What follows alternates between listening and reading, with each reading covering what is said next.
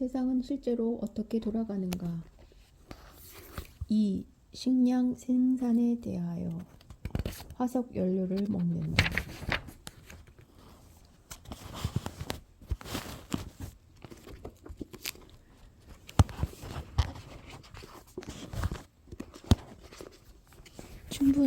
충분한 양과 다양한 영양을 지닌 식량의 확보는 모든 종에게 실존을 위한 필수 조건이다.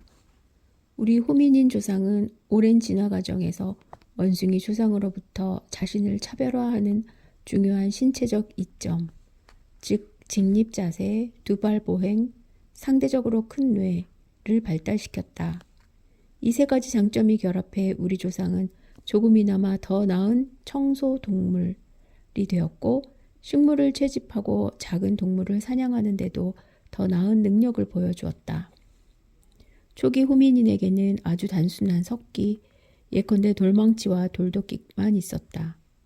이런 석기가 들짐승을 돌살하는 데 유용했지만 호미닌에게 사냥과 포획에 도움을 주는 인공물은 없었다. 그래도 호미닌은 다치거나 병든 짐승, 작고 느릿하게 움직이는 포유동물을 쉽게 잡을 수 있었다. 그러나 큰 짐승의 살코기는 사나운 포식자가 죽인 짐승들에게서 얻는 게 거의 전부였다. 나중에는 긴 창과 손잡이 있는 도끼, 활과 화살, 그물과 바구니, 낚싯대를 이용해 다양한 종을 사냥하고 포획할 수 있었다. 일부 집단, 특히 후기 구석기 시대에 매머드를 사냥하던 무리는 몸집이 큰 짐승을 능숙하게 도살했다. 한편 해안 지역에 거주하던 조상들은 뛰어난 어부가 되었고, 그들 중 일부는 쪽배를 타고 나가 작은 고래를 잡기도 했다. 농경을 시작하고 몇몇 포유류 동물과 조류를 가축화하며 수렵 채집에서 정주하는 삶으로의 전환이 가능해졌다. 그 결과 과거보다 더 많은 사람을 먹일 수 있는 식량 공급을 예측할 수 있었다. 물론 예측이 빗나가는 경우도 많았고, 평균적인 영양 공급 또한 더 나아졌다고 말할 수는 없었다. 그러나 척박한 환경에서 수렵과 채집에 의존하려면 한 가족을 부양하는데도 100제곱킬로미터 이상의 면적이 필요했다.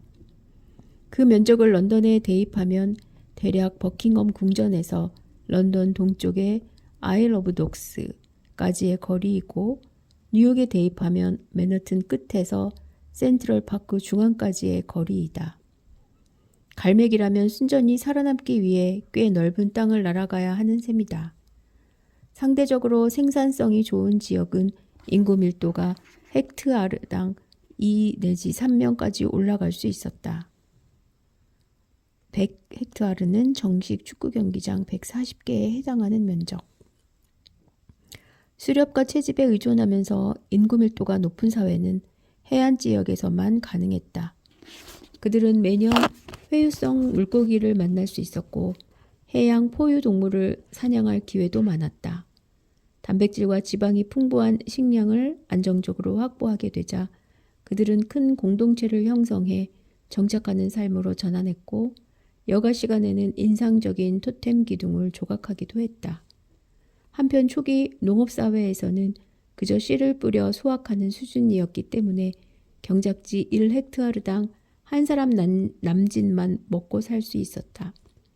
수렵 채집민은 많은 종류의 야생동물을 채집했을 가능성이 크지만 초기의 농업 종사자는 경작하는 작물의 범위를 좁힐 수밖에 없었다.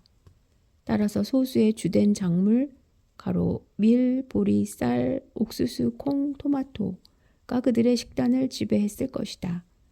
그러나 이런 주곡으로 수렵 채집 사회보다 두세 자릿수나 높은 인구 밀도를 지탱할 수 있었다.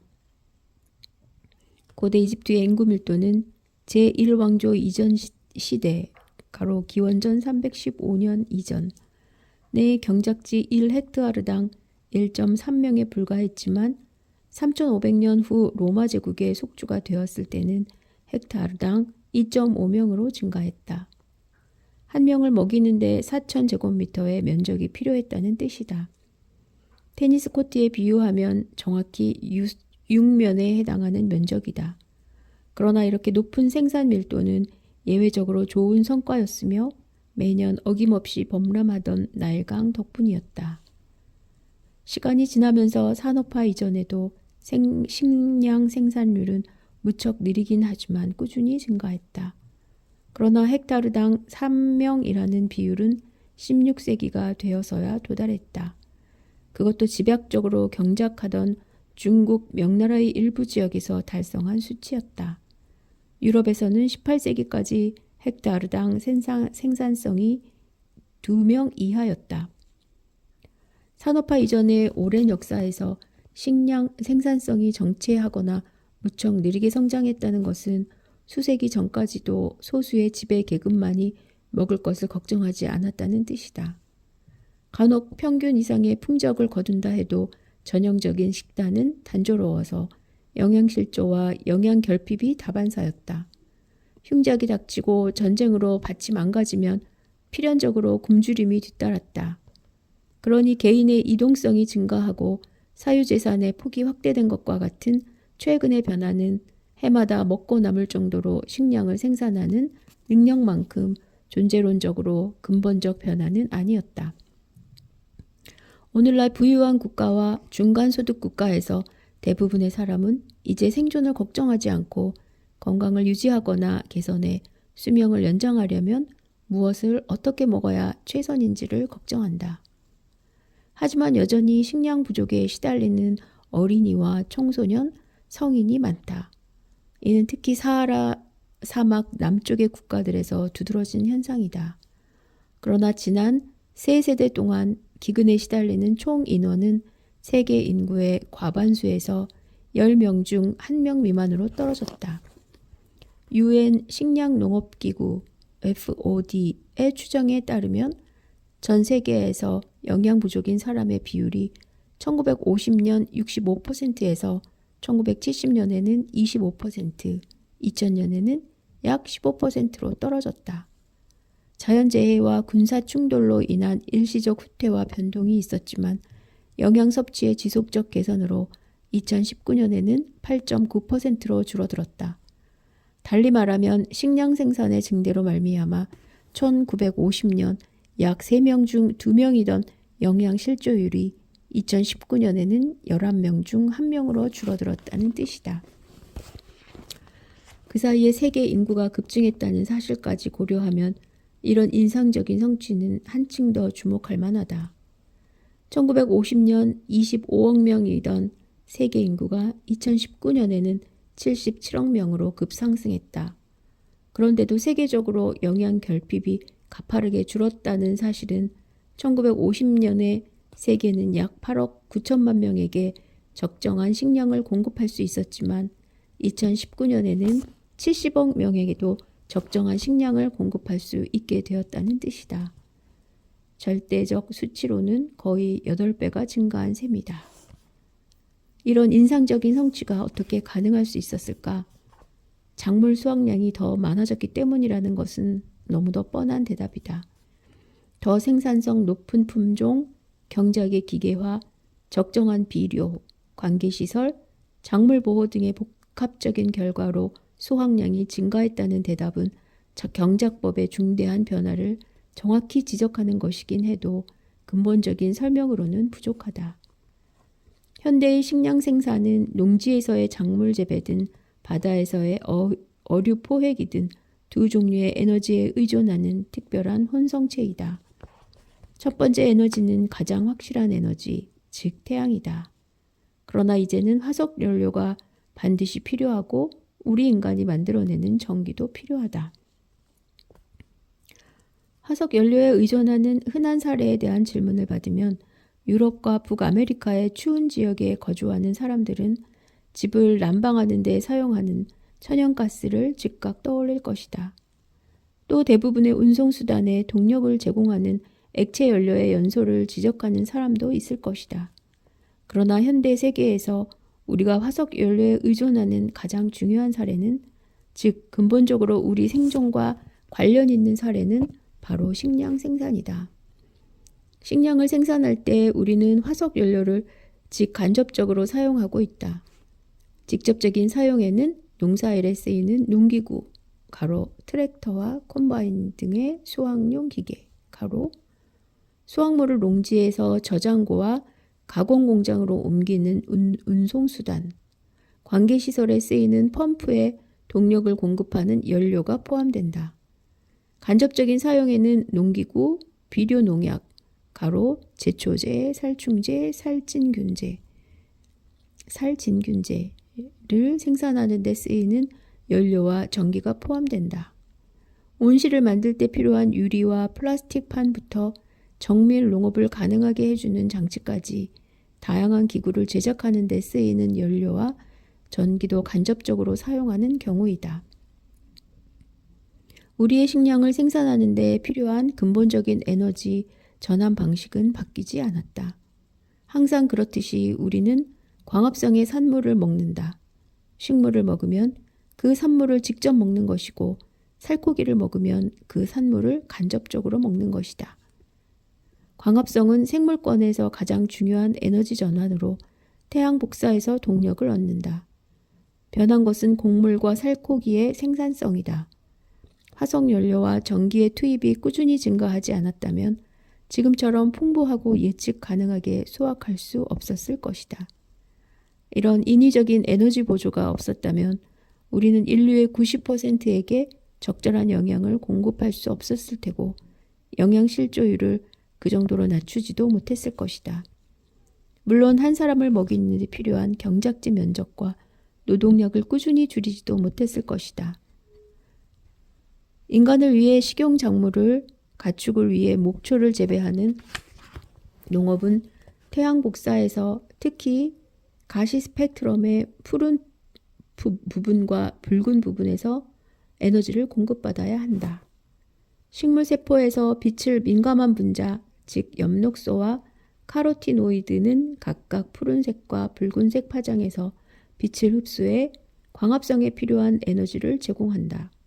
광합성은 대기의 이산화탄소와 물, 질소, 인을 비롯한 소량의 원소가 결합해 곡물, 콩과 작물, 덩이줄기 작물, 기름을 얻는 작물, 단맛을 얻는 작물에 필요한 새로운 식물량을 만들어내는 다단계 화학 반응이다. 이런 과정을 거쳐 수확한 작물의 일부는 가축에게 먹이고 가축은 식용육과 젖 그리고 알을 생산한다. 그 밖에 동물성 식품은 초지에서 풀을 뜯는 포유동물과 궁극적으로는 식물성 플랑크톤에 의존하는 수생동물에게서 얻는다.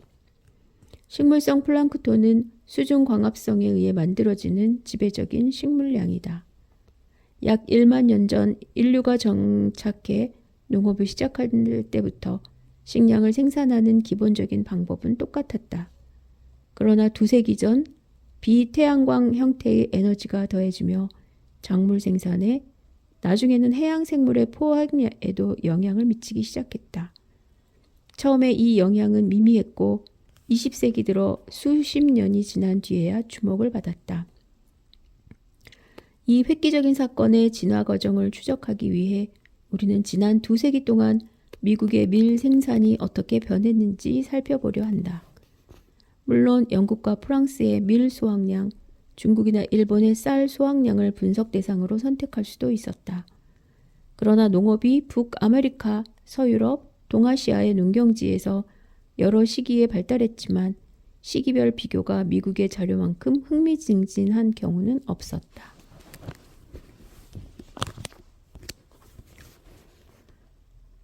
세 계곡 2세기의 간격. 1801년 뉴욕 서쪽 제네시 계곡에서 시작해보자. 새로운 공화국 미국이 독립하고 26번째 되는 해였지만 여전히 미국 농부는 조상들이 영국에서 영국령 북아메리카로 이주했던 수세대 전과 똑같은 방식으로 밀을 재배하고 있었다. 게다가 그 방법은 2000년 전 고대 이집트에서 밀을 재배한 방법과도 크게 다르지 않았다. 농사일은 나무쟁기를 채운 2마리의 황소와 함께 시작되었다. 나무쟁기 끝부분에는 철판을 씌웠다. 지난해에 수확한 작물에서 수거한 씨앗은 순전히 손으로 뿌렸고 잡목가지로 만든 썰애로 씨를 덮었다. 수확하기 전까지 씨를 뿌린 경작지 1헥타르당 약 27시간의 인력을 투입해야 했다. 하지만 가장 힘든 일이 아직 남아 있었다. 작물은 낫으로 일일이 베어 수확했다. 그렇게 수확한 줄기는 순전히 인력을 이용해 다발로 묶고 차곡차곡 가리로 쌓고 그 상태로 햇빛에 말렸다. 건조되면 다발제 헛간으로 옮기고 딱딱한 바닥에 내리쳐 타작했다. 탈곡하고 남은 짚은 차곡차곡 쌓고 나달은 키질에 쭉정이와 분리했다. 거둔 나달은 선별해서 부대에 넣었다. 이렇게 곡물을 거두려면 헥타르당 최소 120시간의 인력을 투입해야 했다. 결국 총 생산 과정에서 헥타르당 약 150시간의 인력과 70시간에 걸친 황소의 노동력이 필요했던 셈이다. 수확량을 헥타르당 1톤에 불과했고 그중 적어도 10%는 이듬해 파종을 위한 씨앗으로 보관해야 했다. 종합적으로 계산하면 1kg의 밀을 생산하는데 약 10분의 인력을 투입하고 10분의 인력을 투입하고 여기에 통곡물 가루를 더해 1.6kg 빵 두 덩어리의 빵을 만들었다. 힘들고 느려서 생산성이 낮은 농사법이었다. 그러나 철저히 태양에 의존해 태양의 복사 에너지 이외에 다른 에너지를 투입할 필요는 없었다. 나무가 조리와 가열을 위한 땔감을 제공했다. 땔감은 철광석을 녹여 쟁기, 크고 작은 낫, 칼과 수레바퀴, 테두리 등 작은 금속 농기구를 제작하기 위한 야금용 숯을 만드는 데도 쓰였다. 요즘 어법으로 말하면 이런 농사법에는 비재생에너지, 즉 화석연료의 지원이 필요하지 않았다. 밀을 빻는 데 사용한 철제와 돌, 절구 등 비재생 물체를 최소한으로 사용했을 뿐이다. 따라서 인간과 가축의 근육 활동을 통해 사용하는 재생에너지에만 의존해 곡물과 농기구를 생산했다고 말할 수 있다. 한 세기가 지난 1901년 미국 밀은 대부분 그레이트 플레인스에서 생산되었다. 따라서 이번에는 노스타코타주 동부에 있는 레드리버 계곡으로 눈을 돌려보자. 그레이트 플레인스에서에는 두 세대 전부터 정착민이 자리 잡기 시작했고 산업화도 그 기간에 큰 진전을 이루었다. 밀농사는 여전히 역축에 의존했다. 하지만 타코타의 드넓은 농지에서 밀 재배는 꽤나 기괴한 터였다. 4마리의 튼튼한 말이 짝을 이루어 여러 개의 보습이 달린 강철쟁기와 썰애를 끌었고 씨를 뿌리는 데는 기계식 파종기를 사용했다. 또 수확용 기계가 밀줄기를 타고 다발로 묶었다. 오직 노젓가리만 인력을 쌓았다. 낫가리는 증기기관으로 작동하는 탈곡기에 들어가고 탈곡된 나달은 곡물 저장고로 옮겨졌다. 이러한 전 과정에 헥타르당 22시간이 걸렸다. 1801년에 비교하면 약 7분의 1에 불과하다. 이런 조박 농법에서는 넓은 면적으로 낮은 생산성을 보완한다.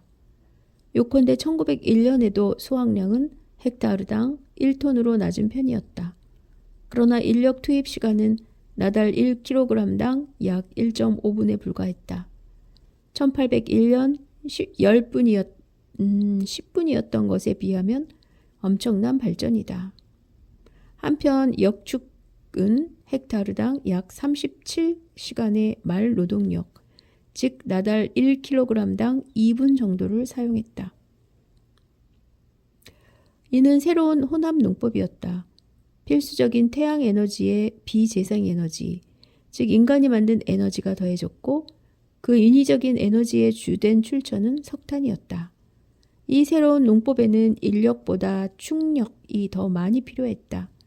따라서 말, 남부에서는 노새에게 신선한 건초와 풀, 귀리를 먹여야 했기 때문에 미국에서는 역축도 작물 생산에 상당한 압력으로 작용했다.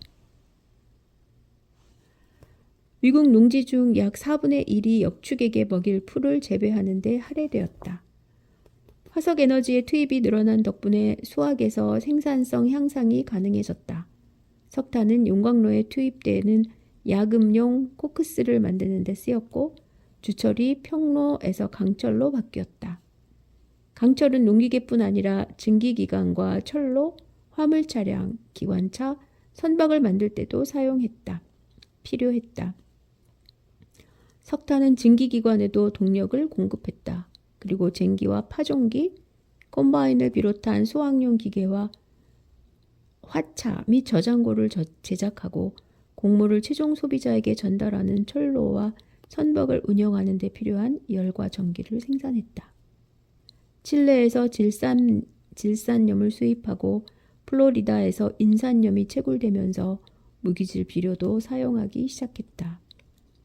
캔자스는 2021년 미국에서 밀 생산을 주도한 주였다. 그러니 이번에는 아칸소강 계곡으로 눈을 돌려보자. 미국의 주요 밀 생산지인 이곳에서 밭의 면적은 한 세기 전보다 대략 3 내지 4배 넓어졌다. 하지만 대부분의 밭일은 한두 사람이 대형 기계를 이용해낸다. 미국 농무부는 1961년부터 역축 수세 기를 중단했다. 12개가 넘는 보습을 장착한 강철쟁기, 파종기, 비료 살포기 등 다양한 농기구를 끄는 강력한 트랙터가 밭일을 도맡았기 때문이다. 대부분의 트랙터는 400마력 이상이고 8개의 거대한 바퀴가 달렸다. 이제 씨앗은 공인된 종자회사에서 제공받는다.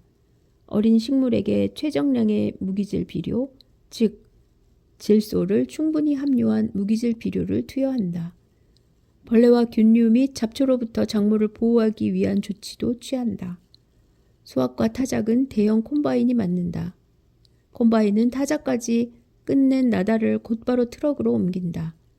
트럭이 저장고로 운반한 나달은 미국 전역에 판매되거나 선박에 실려 아시아와 아프리카로 수출된다. 이제 밀 생산에 투입되는 인력은 헥타르당 2시간 미만이다. 150시간이던 1801년과 비교하면 놀랍기만 하다. 한편 생산량은 헥타르당 약 3.5톤이다. 1kg의 나달을 생산하는 데 2초가 걸리지 않는다는 뜻이다. 오늘날 많은 사람이 현대 컴퓨터와 텔레커뮤니케이션의 효율성을 칭찬하는 데는 인색하지 않다. 그러나 농작물의 수확량은 어떤가? 2세기 만에 1kg의 밀을 생산하는 데 걸리는 시간이 10분에서 2초 이내로 줄어들었다. 현대 세계가 실제로 어떻게 운영되는지 여실히 보여주는 현상이다. 앞에서도 언급했듯이 나는 중국이나 인도의 쌀 생산에서 줄어든 노동시간, 산출량 증가, 앙등한 생산성을 비슷하게 재구성할 수도 있었다. 비교된 시간틀은 달랐겠지만 상대적인 성과는 크게 다르지 않았을 것이다. 인구의 80%가 시골 지역에 머물며 하루하루 빵을 만들거나 가로 1800년 미국 인구에서 농민의 비율은 83%였다. 가로 쌀밥을 지어야 했다면 가로 1800년 일본 인구의 90%가 촌락에서 살았다. 가로 산업활동, 운송과 통신, 일상의 모습을 혁명적으로 바꾸어 놓은 대부분의 기술 혁신은 불가능했을 것이다. 현대 세계로 가는 길은 값싼 강철 쟁기와 무기질 비료로부터 시작되었다. 우리는 충분한 영양을 공급받는 지금의 문명을 당연하게 생각한다. 그 필연적 과정을 설명하려면 더 자세한 분석이 필요하다. 무엇이 투입되었는가?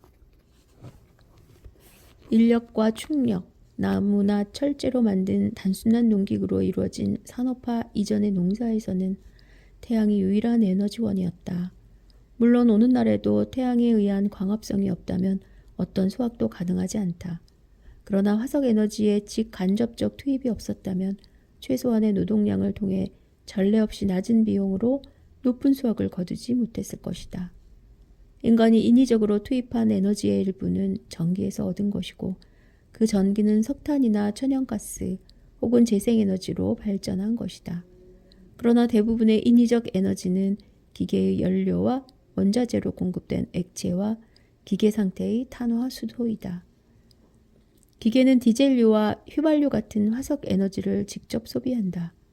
예컨대 저수지에서 관계 용수를 끌어올릴 때, 작물을 가공하고 건조할 때, 수확한 작물을 트럭과 기차와 너벅선을 이용해 전국으로 운송할 때, 또 커다란 벌크선으로 해외에 수출할 때 화석 에너지가 직접적으로 소비된다. 한편 그런 기계를 만들 때의 간접적인 에너지 사용처는 훨씬 더 복잡하다. 화석 연료와 전기는 강철과 고무, 플라스틱과 유리, 전자장치를 제작할 때만 투입되는 게 아니다. 트랙터와 콤바인, 곡물 건조기와 저장고, 다양한 농기구를 제작하는 데 쓰이는 에너지들을 결합할 때도 투입된다. 그러나 농약을 만드는 데 필요한 에너지에 비교하면 농기계를 제작하고 농기계에 동력을 제공하는 데 필요한 에너지는 아무것도 아니다. 현대 농법에서 작물 손실을 최소화하기 위해 살진균제와 살충제가 필요하고 잡초가 영양분과 물을 빼앗아가는 걸 방지하기 위해 제초제가 필요하다. 이 모든 것이 에너지 집약적인 약품이지만 상대적으로 적은 양이 사용된다. 따라서 헥타르당 소량이면 충분하다. 반면 식물에 필요한 3대 기본 영양소, 질소, 인, 칼륨을 공급하는 비료의 경우에는 최종 상품의 단위당 에너지는 덜 필요하지만 높은 산출량을 얻기 위해 다량으로 투여해야 한다. 칼륨은 생산 비용이 가장 적게 든다. 지표면이나 지하 광산에서 채굴하는 염화칼륨에서 곧바로 얻을 수 있기 때문이다. 인산비료는 인산염의 채굴에 이어 합성 과인산염 화학물을 만드는 과정이 뒤따른다. 암모니아는 모든 합성 질소비료를 만들기 위한 출발 화합물이다. 밀과 쌀뿐만 아니라 채소류도 다량 수확하려면 헥타르당 100kg, 때로는 200kg 이상의 질소가 필요하다. 이 때문에 현대 농법에서는 질소 비료의 합성에 가장 많은 간접 에너지가 투입된다. 질소가 이처럼 다량으로 필요한 이유는 무엇일까? 모든 살아있는 세포에 질소가 존재하기 때문이다. 자극을 받아 광합성에 동력을 공급하는 엽력소에도 질소가 존재한다. 모든 유전자 정보를 저장하고 처리하는 핵산 DNA와 RNA에도 질소가 존재한다. 물론 우리 조직의 성장과 유지에 필요한 모든 단백질을 구성하는 아미노산에도 질소가 존재한다. 질소는 대기의 80%를 차지한다. 모든 유기체가 질소에 잠긴 채로 살아간다고 말할 수 있을 정도이다. 따라서 질소는 매우 풍부하면서 작물의 생산성뿐 아니라 인간의 성장에도 관여하는 중대한 제한인자이다. 이런 현상은 생물권에서 상당히 모순되는 현실 중 하나인데 그 이유는 간단히 설명할 수 있다. 질소는 대기에서 비반응성 분자 N2로 존재하고 소수의 자연 과정을 통해서만 두 질소 원자 간의 결합이 쪼개지는데 이때에야 반응성 화합물을 형성할 수 있기 때문이다. 번개도 질소와 밀접한 관계가 있다. 번개는 질소 산화물을 만들어내고 그 질소 산화물은 빗물에 용해되어 질산염을 형성한다. 결국 숲과 밭 그리고 초지가 하늘에서 비료를 얻는 셈이다. 그러나 이렇게 자연에서 유입되는 질소량은 너무 적어 80억 세계 인구를 먹일 수 있을 만큼의 작물을 수확할 수 없다. 대신 번개가 엄청난 온도와 압력으로 해내는 일을 니트로게나제라는 효소가 정상적인 조건으로 해낼 수 있다.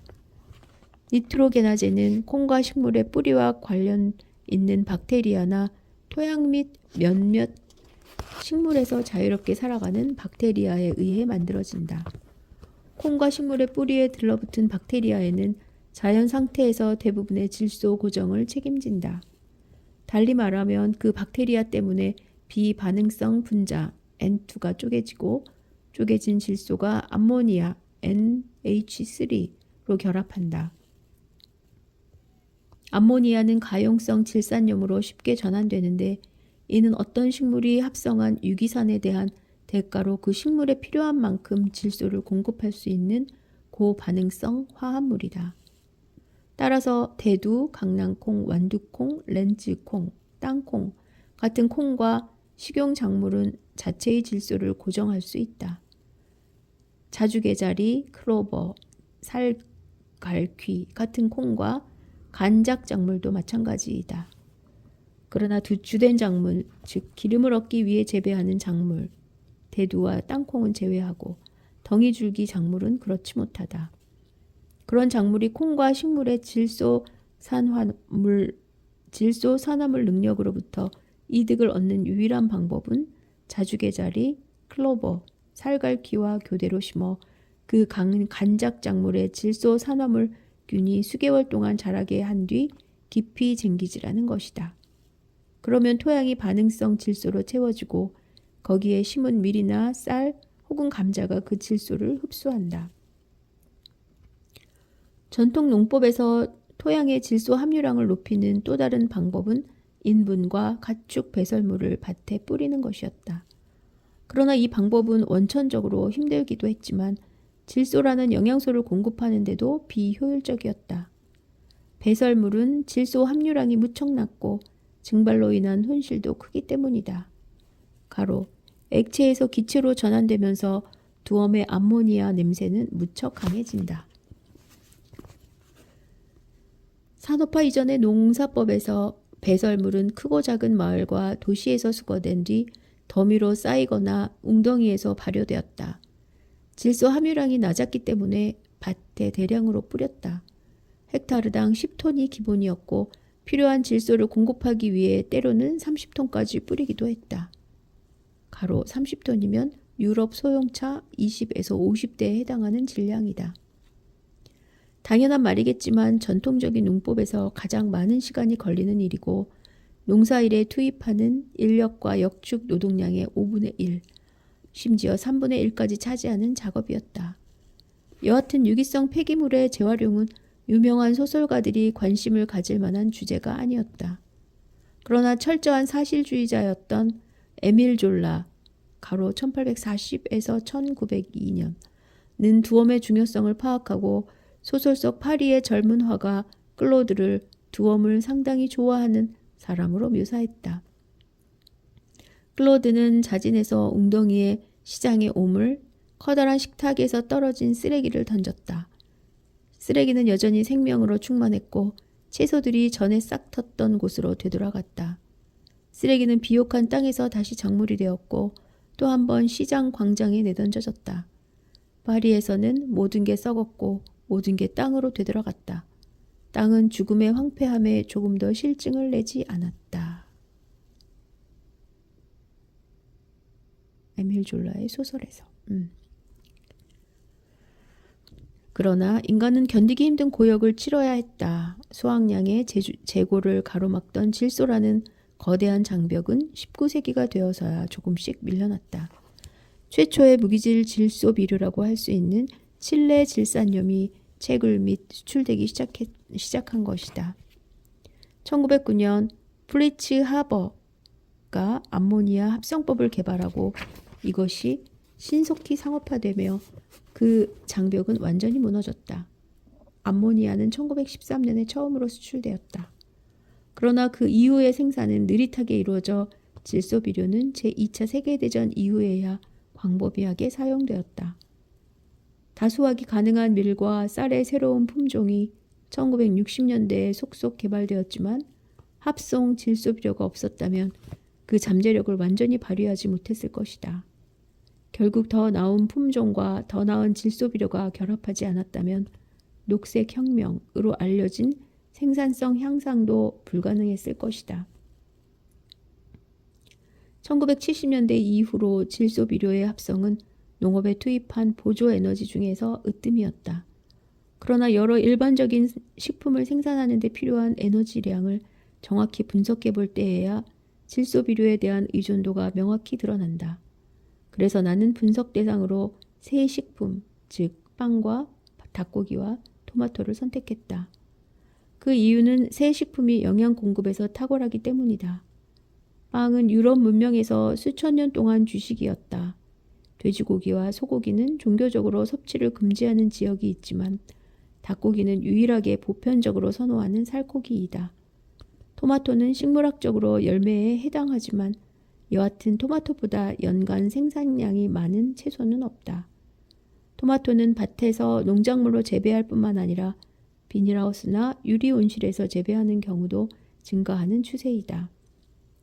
이 식품들은 영양학적으로 각각 다른 역할을 한다. 빵은 탄수화물, 닭고기는 완벽한 단백질, 토마토는 비타민 C를 얻기 위해 먹는다. 그러나 화석 연료에 상당한 에너지 보조가 없었다면 그 어떤 식품도 적정한 가격으로 풍부하고 확실하게 생산하지 못할 것이다. 궁극적으로는 우리의 식량 생산 방법이 달라져야겠지만 지금은 물론이고 가까운 미래에도 화석 연료에 의존하지 않으면 우리는 많은 세계 인구를 먹여 살리지 못할 것이다.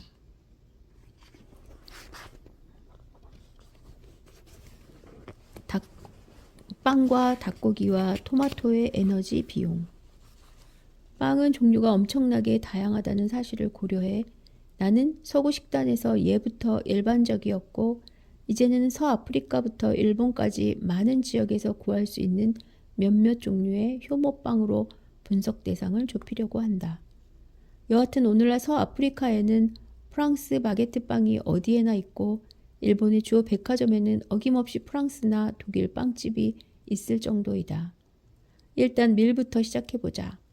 다행히 밀 생산에 투입한 연료와 전기를 계량화해 그 결과를 경작 면적과 생산량 측면에서 다른 종류의 곡물과 비교하는 연구가 부족하지는 않다. 작물 재배는 에너지 보조 사다리에서 바닥에 있어 우리가 선택한 다른 식품들과 굳이 비교할 필요가 없다. 하지만 그래도 우리가 알고 있는 대로 놀라울 정도로 많은 양의 에너지가 작물 재배에 필요하다. 천수에 의존하는 그레이트 플레인스의 드넓은 밭에서 밀을 효율적으로 생산하려면 1kg당 나달당 약 4메가줄만이 필요할 뿐이다. 이 에너지 중 많은 몫이 원유를 정제한 디젤유의 형태로 주어지기 때문에 에너지의 기준 단위 줄보다 동일한 가치를 띠는 연료로 비교하는 게 더 쉽게 와닿을 것이다. 또 식품 단위당 용량 가로 1kg 한 덩어리의 빵 또는 한 끼의 식사에 대해 디젤유가 얼마나 필요한지를 구체적으로 말하면 그런 에너지 보조를 더 쉽게 상상할 수 있다. 디젤유에는 리터당 36.9메가줄이 함유되어 있으므로 그레이트 플레인스에서 밀을 생산하는 데 필요한 일반적인 에너지 비용은 킬로그램당 정확히 100ml이다.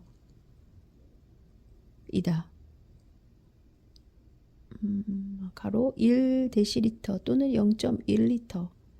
미국 계량컵 가로 237ml의 절반에 약간 못 미치는 양이다. 나는 구체적인 용량의 디젤유를 제시하며 개별 식품마다 관련된 에너지에 대한 정보를 제공하려 한다. 기본적으로 사워 반죽빵은 가장 단순한 유형의 효모빵으로 유럽 문명의 주식이다. 이 빵을 만드는데 제빵용 밀가루, 물과 소금만 필요하다. 물론 효모는 밀가루와 물로 만든다. 1kg의 사워 반죽빵은 대체로 약 580g의 밀가루, 410g의 물, 10g의 소금으로 이루어진다. 도정, 즉 나달의 겉껍질을 제거하는 과정을 거치면 도정된 나달의 질량이 약 25%만큼 줄어든다. 실제로 밀가루 추출률은 72 내지 76%이다. 달리 말하면 580g의 제빵용 밀가루를 얻으려면 약 800g의 통밀에서 시작해야 한다는 뜻이다. 800g의 통밀을 생산하는 데는 80ml의 디젤유가 필요하다. 나달을 빻아 흰 밀가루를 만드는 데는 킬로그램당 50ml의 디젤유가 필요하고 천연가스와 전기를 연료로 사용하며 효율성을 추구하는 현대 기업들이 공개한 자료에 따르면 대규모로 빵을 굽는 데는 킬로그램당 100 내지 200ml가 필요하다. 따라서 곡물을 재배한 뒤 나달을 빻고 1kg의 샤워 반죽 빵 한 덩어리를 굽는 데는 적어도 250ml, 즉 미국 계량컵보다 약간 많은 양의 디젤유에 해당하는 에너지를 투입해야 한다. 일반적으로 바게트 빵 250g에 포함된 에너지 양은 약 2테이블스푼 디젤유이다. 커다란 독일빵 바우에른 브로트 2kg의 경우에는 약 2컵 디젤유이고, 통밀빵 한 덩어리에는 그보다 약간 더 작은 에너지가 포함된다. 실제 화석 에너지 비용은 훨씬 더 높다. 요즘 빵을 파는 곳에서 직접 굽는 빵은 일부에 불과하기 때문이다. 프랑스에서도 동네 빵집이 사라지고 있어 바게트는 대형 베이커리를 통해 유통된다. 그러나 산업적 규모의 효율성 덕분에 절약한 에너지는 운송 비용의 증가로 무효화된다. 밀을 재배해 빻는 단계부터 대형 베이커리에서 구워 멀리 떨어진 소비자에게 유통하는 단계까지 소요되는 총 비용은 킬로그램당 600ml의 에너지 소비에 해당한다. 그러나 빵 질량과 투입된 에너지 질량의 일반적인 비율은 대략 5대 1이다. 즉 1kg의 빵에 약 210g의 디젤유가 투입된다.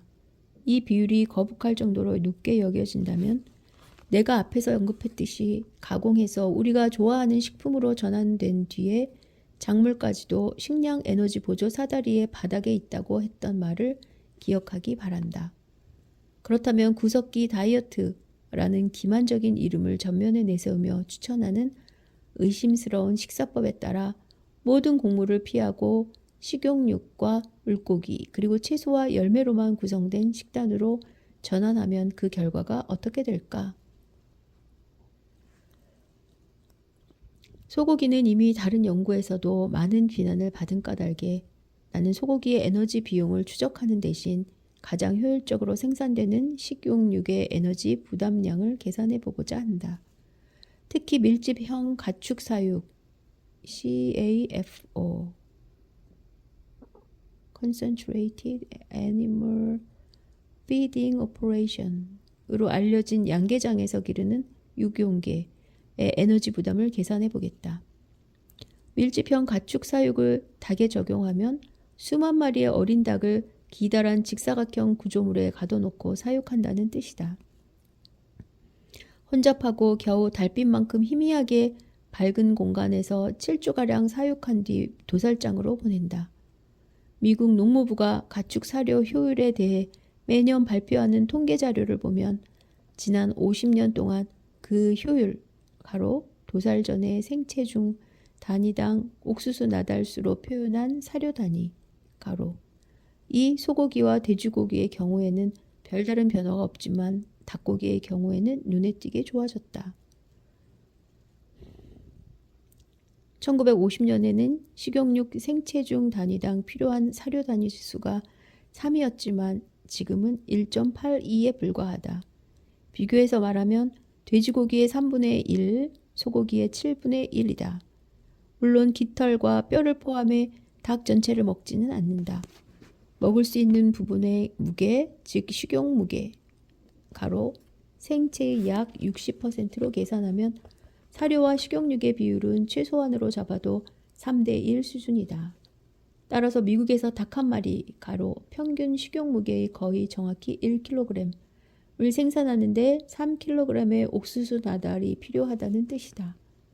빗물을 이용해 옥수수를 효율적으로 재배하면 산출량이 많고 에너지 비용도 상대적으로 낮은 편이어서 1kg의 나달당 약 50ml의 디젤유에 해당하는 에너지가 필요하다. 그러나 관계시설을 갖춘 농지에서 생산하는 옥수수의 에너지 비용은 천수에 의존하는 경우보다 2배가량 높다. 옥수수 산출량과 사료 효율에서 세계 평균은 미국보다 낮다. 따라서 사료 비용만을 계산할 때 식용 무게 킬로그램당 낮으면 150ml의 디젤유, 높으면 750ml의 디젤유에 해당하는 에너지가 필요하다. 대륙을 넘나들며 대규모로 이루어지는 국제무역에서도 에너지 비용이 추가로 발생한다.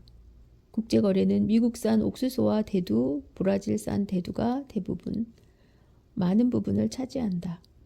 브라질 내두 재배에는 1kg의 나달당 100ml의 디젤류에 해당하는 에너지가 필요하다.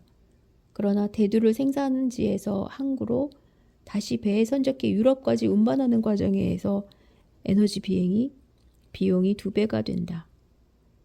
유경계를 도살할 정도의 무게로 키우려면 난방과 냉방을 제공하고 양계장을 유지하며 물과 톱밥을 공급하는 에너지를 투입해야 한다. 물론 배설물을 거두어 퇴비로 만드는 데 필요한 에너지도 계산해야 한다. 이런 조건은 특히 여름철의 냉방과 겨울철의 난방 때문에 지역마다 크게 다르다. 따라서 사료에 투입하는 에너지 비용을 여기에 더하면 그 폭이 1kg의 식용 무게당 50ml에서 300ml까지 무척 커진다.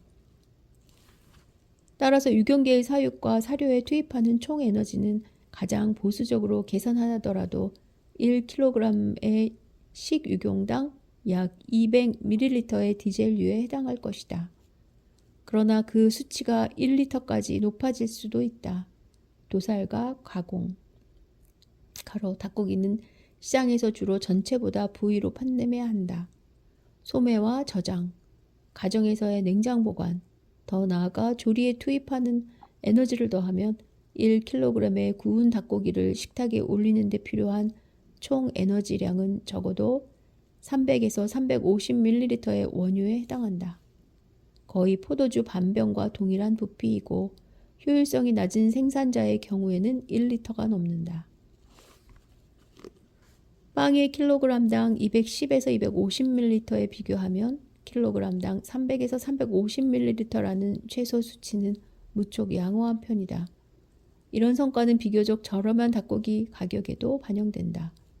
미국 여러 도시에서 흰빵 1kg의 평균 가격은 통닭 1kg의 평균 가격보다 약 5% 낮을 뿐이다. 더구나 통밀빵은 35% 더 비싸다. 반면 프랑스에서는 통닭 1kg의 평균 가격이 빵 평균 가격보다 약 25% 더 높을 뿐이다. 이는 서유럽의 모든 국가에서 닭고기가 주된 식용육으로 올라선 이유를 설명해 준다. 가로 세계적으로는 중국의 엄청난 수요 덕분에 여전히 돼지고기가 선두에 있다. 가로 채식주의자들이 채식을 극찬하고 언론이 식용육의 높은 환경 비용에 비해 폭넓게 보도하는 현실을 고려하면 닭고기의 에너지 비용에서 얻은 이득이 채소를 재배 및 판매하는 데 투입하는 에너지 비용의 이득보다 더 낮다고 생각할 수 있다. 그러나 이런 생각은 잘못이다. 오히려 그 반대이다. 토마토보다 채소에 놀라울 정도로 높은 에너지 부담을 여실히 보여주는 사례는 없다. 토마토는 매력적인 색깔, 다양한 모양, 매끄러운 껍질과 풍부한 가집 등 모든 걸 갖추었다. 식물학적으로 토마토는 리코페르시쿰 에스쿨렌툼 이란 학명의 열매이다. 리코페르시쿰 에스쿨렌툼 중앙아메리카와 남아메리카가 원산지인 작은 식물로 유럽인이 대서양을 처음 건넜을 때에야 다른 세계에 소개되었지만 세계인의 사랑을 받는데 고작 수세대밖에 걸리지 않았다. 손에 쥔 채 우적우적 씹고 먹고 굽거나 삶아 먹고 잘게 썰어 샐러드에 넣거나 퓨레로 만들어 소스로도 사용하는 토마토는 이제 원산지인 멕시코와 페루부터 스페인과 이탈리아, 인도와 중국, 가로 현재 최대 생산국인 중국까지 세계 어디에서나 사랑받는 식품이 되었다. 영양학 개론에서는 토마토의 높은 비타민 함량을 극찬한다. 실제로 커다란 토마토 하나는 성인 하루 권장량의 3분의 2를 제공할 수 있다. 그러나 과즙이 많은 모든 신선한 과일이 그렇듯 토마토도 에너지 함량 때문에 먹는 건 아니다. 토마토는 매력적 모습을 띠지만 수분이 압도적으로 많아 전체 질량의 95%를 차지한다. 나머지는 거의 탄수화물이고 약간의 단백질과 눈곱만큼의 지방이 있다. 토마토는 최소 90일 정도의 따뜻한 날씨를 지닌 곳이면 어디서나 재배할 수 있다. 예컨대 스톡홀름 근처 해변가 오두막에 테라스나 캐나다의 대초원에서도 재배할 수 있다. 하지만 상업적 재배는 다른 문제이다. 현대사회에서 소비하는 채소와 과일의 대부분이 그렇듯 토마토 채소도 토마토 재배도 무척 전문적인 영역이다. 북아메리카와 유럽 슈퍼마켓에 진열된 대부분의 품종은 일부 지역에서 생산한 것이다. 미국에서는 캘리포니아, 유럽에서는 스페인과 이탈리아가 주요 생산지이다. 소확량을 늘리고 품질을 개선하며 에너지 투입량을 줄이기 위해 캐나다와 네덜란드뿐 아니라 멕시코와 중국, 스페인과 이탈리아에서도 1 내지 2겹짜리 비닐하우스나 온실에서 재배하는 경우가 증가하는 추세이다. 이런 현상은 자연스레 화석연료와 전기에 의존하게끔 만든다. 비닐하우스는 유리 온실을 짓는 데 비해 비용이 덜 드는 대안이다. 토마토를 재배하는 비닐하우스에도 플라스틱 클립, 쐐기, 배수를 위한 홈통이 필요하다. 노지에서 재배하는 경우에도 수분 증발을 억제하고 잡초를 방조하기 위해 비닐을 사용한다. 비닐 화합물의 합성은 탄화수소, 가로 원유와 천연가스에 의존한다. 천연 휘발유에서 추출한 에탄과 다른 부산물, 원유를 정제하는 동안 얻는 나프타가 비닐 화합물의 주된 원료이다. 이런 주된 원료를 생산하는 데도 에너지가 필요하다. 천연가스도 비닐 생산의 연료로 사용된다. 앞에서 이미 말했듯 천연가스는 암모니아 합성의 가장 중요한 원자재, 즉 수소의 공급원이다. 다른 탄화수소는 식물을 보호하기 위한 화합물, 즉 살충제와 살진균제를 생산하는 원자재로 쓰인다. 유리 온실이나 비닐하우스 안의 식물도 해충이나 감염병에서 안전하지는 않기 때문이다. 토마토 재배에 소요되는 연간 운영비는 묘목, 비료와 농약, 물과 난방, 노동량을 합산하면 쉽게 구할 수 있다. 또 구조물과 그 안의 기구, 가로 금속지지대, 비닐 덮개, 유리와 파이프, 홈통과 난방기는 한 해 이상 사용하기 때문에 분할에 반영해야 할 것이다. 그러나 포괄적인 에너지 비용을 합산하는 게 간단하지는 않다. 직접적으로 투입하는 에너지량은 전기료, 휘발유나 디젤유 구입비 등을 근거로 계량화하기 쉽다. 그러나 재료의 생산에 간접적으로 투입되는 에너지를 계산하려면 특별한 회계가 필요하고 그 대부분은 추정에 그칠 수밖에 없다. 자세한 연구에서 이런 투입량을 계량화해 얻은 값에 일반적인 에너지 비용을 곱했다. 예컨대 1kg의 질소비료를 합성하고 제조해서 포장하는 데는 약 1.3리터의 디젤유에 해당하는 에너지가 필요하다. 당연한 말이겠지만 이 연구들에서 제시한 합계는 무척 다양했다. 그러나 한 연구, 가로 스페인 알메리아에서 난방한 온실과 그렇지 않은 온실에서 이루어진 토마토 재배의 결과에 대해 가장 꼼꼼하게 분석한 연구의 결론에 따르면 순생산량에 필요한 누적 에너지 수요가 난방한 온실의 경우에는 킬로그램당 500ml 이상의 디젤유, 가로 2계량컵 이상, 난방하지 않은 온실의 경우에는 150ml에 불과했다. 우리는 대부분 이런 높은 에너지 비용을 받아들인다. 온실 토마토는 세계에서 비료를 가장 많이 사용하는 작물에 속하기 때문이다. 단위 면적당 온실 토마토에는 미국의 주된 농작물인 옥수수를 재배하는 데 드는 양보다 10배나 많은 질소와 인을 투입한다. 해충과 균류를 예방하기 위해 농약을 쓰듯이 황과 마그네슘을 비롯한 여러 다량 영양소도 사용한다. 난방은 온실 재배에서 가장 큰 몫을 차지하는 직접적인 에너지 사용처이다.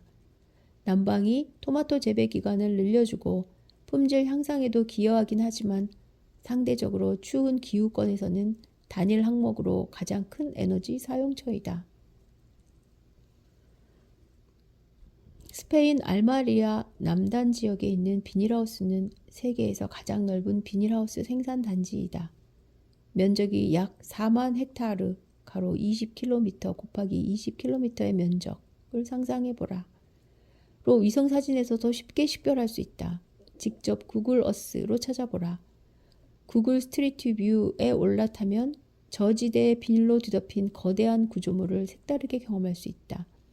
이 비닐하우스 안에서 스페인 농장주와 주민 그리고 아프리카 이민 노동자들은 섭씨 40도가 넘는 더위와 싸우며 연간 300만 톤의 채소, 가로 토마토와 후추, 그린빈, 애호박, 가지, 멜론과 과일을 제철보다 일찍 혹은 늦게 생산하고 그중 80%를 유럽 연합국가들에 수출한다. 13톤의 토마토를 알메리아에서 스톡홀름까지 운송하는 트럭은 3,745km를 달리며 1,120리터의 디젤유를 소비한다. 이 수치는 토마토 1kg당 약 90ml에 해당하는 에너지이다.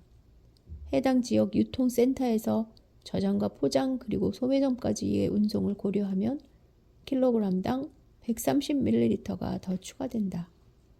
달리 말하면 알메리아의 남방 비닐하우스에서 재배해 스칸디나비아의 슈퍼마켓에서 판매하는 토마토에는 생산과 운송에 놀라울 정도로 많은 에너지 비용이 든다는 뜻이다. 그 비용의 총계는 킬로그램당 약 650ml에 달한다. 따라서 중간 크기의 토마토 125g에는 5테이블스푼, 각 테이블스푼의 용량은 14.8ml 이상의 디젤유에 해당하는 에너지가 투입된 것으로 계산할 수 있다. 따라서 중간 크기의 토마토를 얇게 썰어 접시 위에 펼쳐놓고 그 위에 5 내지 6 테이블스푼의 검은 원유 찌꺼기, 가로 참기름하고 비슷한 색깔이다.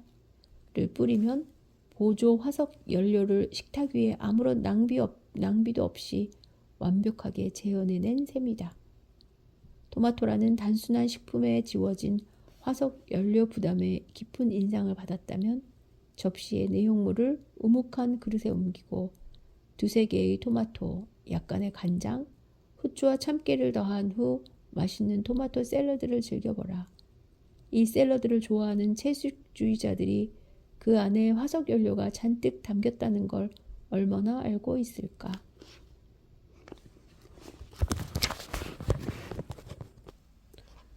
해산물 뒤에는 디젤류. 현대는 농업 생산성이 높아 모든 풍요로운 사회에서는 계절별로 야생 포유동물과 조류를 사냥해 영양 공급원으로 삼는 일이 드물다. 야생 식용육은 대부분 불법으로 사냥한 것이지만 사하라 사막 남쪽의 아프리카에서는 아직도 흔하다.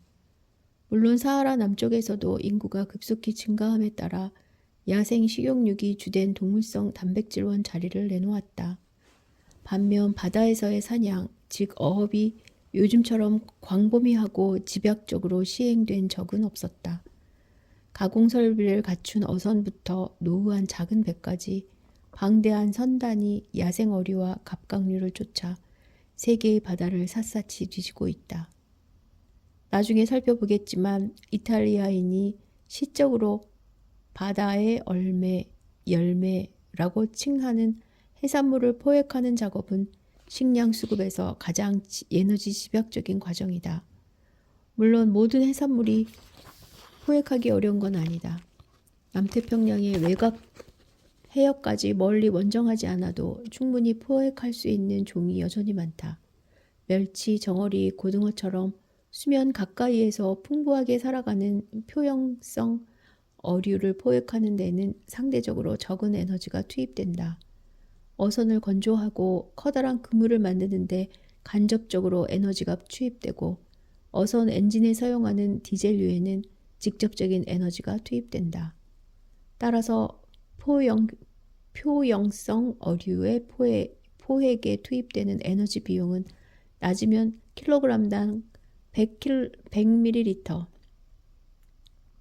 즉 계량컵 절반보다 적은 디젤유에 해당한다. 최소한의 탄소 발자국을 지닌 야생 어류를 먹고 싶다면 정어리를 선택하라. 모든 해산물을 고려한 평균값은 놀라울 정도로 높아 킬로그램당 700ml, 가로 포도주병을 거의 가득 채운 만큼의 디젤유에 달한다. 일부 야생 새우와 랍스터의 최대값은 믿기지 않겠지만 킬로그램당 10리터가 넘는다. 가로 여기에는 많은 양의 먹을 수 없는 조개들도 포함된다. 다시 말해 중간 크기의 야생 새우 2마리, 가로 총 무게 100g을 잡는 데만도 0.5에서 1리터의 디젤유, 가로 2 내지 4 계량컵만큼의 연료가 필요할 수 있다는 뜻이다. 그러나 새우는 요즘 거의 양식을 한다고 반박할 사람도 있을 것이다. 그렇다면 유경계를 성공적으로 사육해 거둔 이점을 대규모 새우 양식에서도 누릴 수 있을까? 안타깝게도 그러지 못하다. 새우와 유경계의 근본적인 대사 차이 때문이다. 유경계는 초식 동물이다. 따라서 좁은 공간에 갇혀 있으면 활동에 따른 에너지 소비가 제한적이다. 따라서 식물성 사료, 가로 요즘에는 육수와 대두를 기반으로 혼합한 사료를 먹이면 유경계는 빨리 자란다. 그러나 아쉽게도 사람들이 먹고 싶어하는 해양종, 예컨대 연어와 농어와 참치는 육식동물이다. 따라서 적절한 성장을 위해서라면 단백질이 풍부한 어류를 먹거나 멸치, 정어리, 빙어, 청어, 고등어 같은 야생 어류를 짜낸 어유를 먹여야 한다. 양식의 확대 덕분에 이제는 민물과 바다에서 양식하는 총량이 세계 전역에서 포획하는 야생종의 총량과 거의 비슷하다. 2018년의 경우 양식으로 생산한 총량은 8,200만 톤이었고 야생에서 포획한 총량은 9,600만 톤이었다. 또한 양식의 증가로 소비자들이 선호하는 육식 어류에 대한 남획을 경계하는 압력은 완화되었지만 동시에 양식 어종을 기르는 데 필요한 작은 초식 어류에 대한 수요는 크게 증가했다. 그 결과 지중해에서 늘어나는 농어 양식장, 가로 그리스와 튀르키예가 주요 생산국의 에너지 비용은 킬로그램당 2에서 2.5리터의 디젤유에 해당한다. 달리 말하면 이 3병의 포도주와 같은 양이고 비슷한 무게의 야생종을 포획하는 데 필요한 에너지 비용과 같은 수치이다. 누구나 예상하겠지만 양식한 초식 어류의 에너지 비용은 낮아서 대체로 킬로그램당 300ml를 넘지 않는다. 초식 어류는 식물에 기반한 사료를 먹어도 잘 크기 때문이다. 양식하는 초식 어류는 주로 중국계 잉어의 여러 종으로 대두어, 백년어, 검정 잉어, 초어가 가장 흔하다.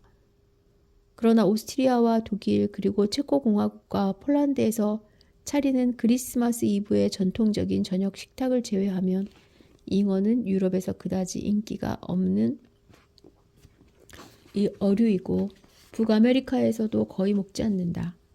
반면 참치는 현재 가장 큰 멸종 위험에 빠진 해양 육식 어종에 속하지만 스시가 세계 전역에 급속히 퍼지며 수요가 급증하는 추세이다.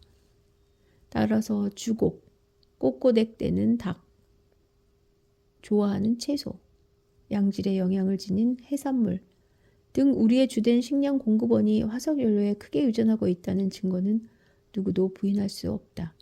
그런데도 우리 세계가 실제로 어떻게 움직이는지 이해하려고 하지 않는 사람들, 또 탈탄소화의 가능성을 장담하는 사람들은 이런 근본적인 현실을 무시한다. 우리의 현재 상황이 쉽게 또 급격히 변할 수 없다는 걸 알면 그 사람들은 큰 충격을 받을 것이다. 앞장에서 살펴보았듯 화석 연료에 대한 의존은 어디에서나 눈에 띄고 그 규모도 모른 채 하고 넘기기에는 지나치게 크다. 연료와 식량. 식량 생산이 에너지, 특히 화석 에너지에 의존하는 정도가 심화한 과정. 즉 화석 에너지에 전혀 의존하지 않던 19세기 초부터 최근, 즉 헥타르당 0.25톤의 원유를 사용하는 곡물재배와 그보다 10배의 에너지가 드는 난방 온실 재배까지를 추적한 여러 연구가 있다. 화석 연료에 대한 의존이 어느 정도인지 파악하는 최선의 방법은 외부 보조 에너지가 늘어난 정도를 경작지 면적 및 세계 인구의 증가폭과 비교하는 것일 수 있다.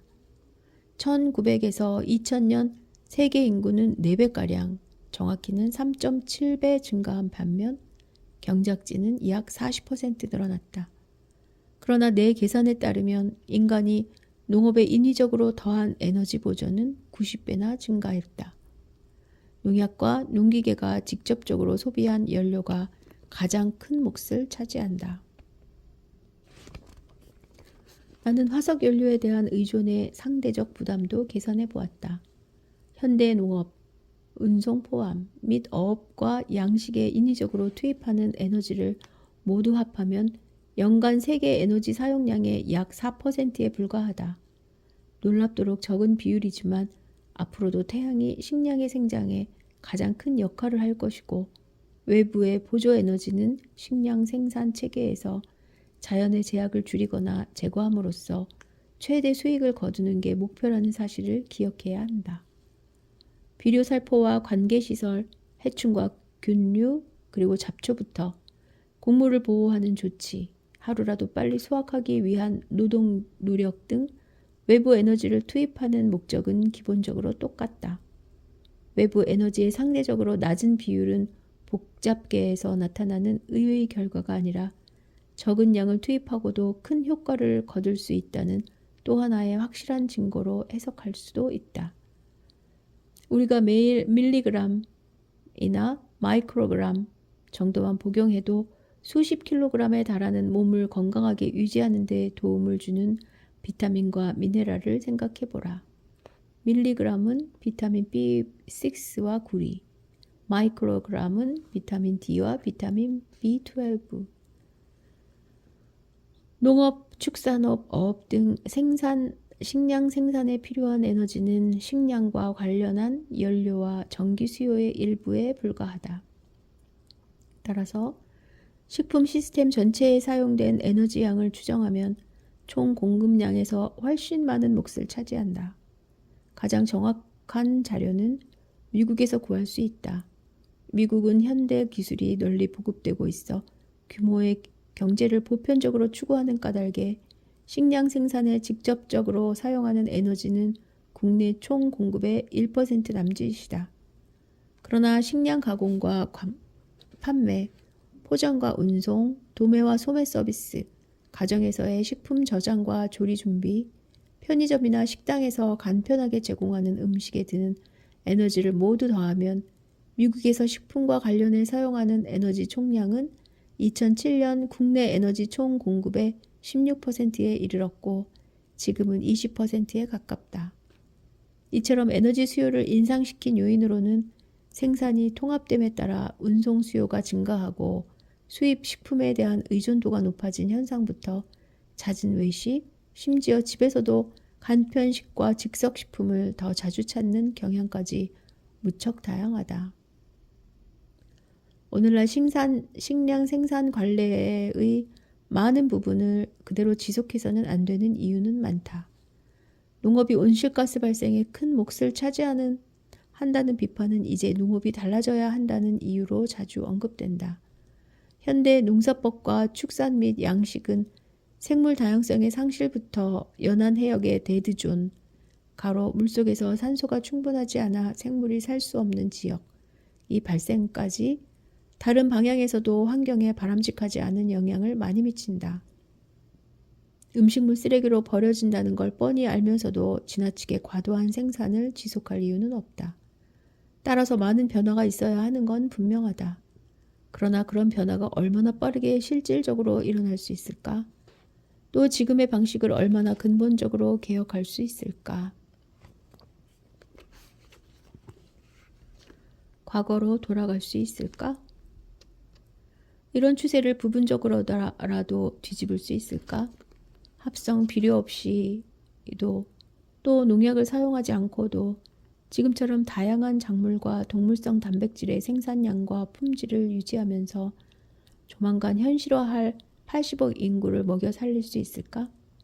재사용되는 유기성 폐기물과 자연적 병충해 방지에 의존하는 순전히 유기적인 농사법으로 돌아갈 수 있을까? 양수기와 농기구를 사용하지 않고 다시 역축에 의존하는 과거의 농사법으로 돌아갈 수 있을까? 그 시절로 돌아갈 수는 있다. 그러나 순수한 유기농법을 고집하려면 우리 대부분이 도시를 떠나 시골로 돌아가야 한다. 밀집형 가축 사육을 해체하고 모든 가축을 농장으로 돌려보내 농사일에 사용하고 그들의 배설물로 퇴비를 만들어야 한다. 매일 가축에게 먹이와 물을 주고 주기적으로 배설물을 걷어 발효시킨 다음 밭에 골고루 뿌려주고 소떼와 양떼를 목초지로 데리고 나가야 할 것이다. 계절에 따라 노동 수요가 오르내리므로 남자는 말에 쟁기를 채우고 여자와 아이는 채소밭에 씨를 뿌리고 잡초를 뽑아야 할 것이다. 또 수확할 때와 도살할 때는 모두가 달려들어야 한다. 타작을 끝낸 밑짚을 차곡차곡 쌓고 감자를 캐고 막 도살한 돼지와 거위를 먹을 수 있게 손질해야 할 것이다. 이런 농사법을 받아들이는 녹색 전문가들이 온라인에 곧 등장할 거라고는 생각하지 않는다. 그들이 기꺼이 도시를 떠나고 유기적인 지구를 포용한다면 그렇게 생산한 식량으로는 현재 세계 인구의 절반도 제대로 먹이지 못할 것이다. 위에서 언급한 모든 행위를 계량적으로 확인해주는 수치를 정리하는 건 그다지 어렵지 않다. 앞에서 우리는 미국 밀 생산에 대해 계략적으로 설명하며 그에 필요한 인력이 감소했다고 언급했다. 이런 인력 감소는 기계화와 농약이 미국 농업 노동 인구의 규모에 미친 전반적 영향을 여실히 보여주는 증거이다. 1800년에서 2020년 1kg의 나달을 생산하는 데 필요한 에너지가 98% 넘게 감소했다. 농업에 참여하는 미국인의 비율도 같은 폭으로 크게 줄었다. 이런 결과는 농업의 기계화가 후퇴하고 합성 농약 사용이 줄어들면 필연적으로 닥칠 심각한 경제적 변화를 예측하는데 유용한 근거가 될 것이다. 화석 연료에 기반한 서비스가 크게 줄어들수록 과거 방식으로 식량을 생산하기 위해 도시를 떠나야 하는 노동 인구는 더 많아져야 한다. 1920년 이전 미국에서 말과 노새의 수가 정점에 이르렀을 때 경작지의 4분의 1을 2,500만 마리 넘는 일말과 노새에게 먹일 풀을 재배하는 데 할애했다. 당시 미국 농가가 책임지고 먹여야 할 인구는 1억 5천만 명에 불과했다. 2,500만 마리의 말을 효율적으로 활용하더라도 현재의 3억 3천만 명을 먹일 식량을 생산하기란 불가능하다. 합성 비료 없이 재활용 가능한 유기물에만 의존한다면 식량과 목초 생산량이 현재 수확량의 극히 일부에 불과할 것이다.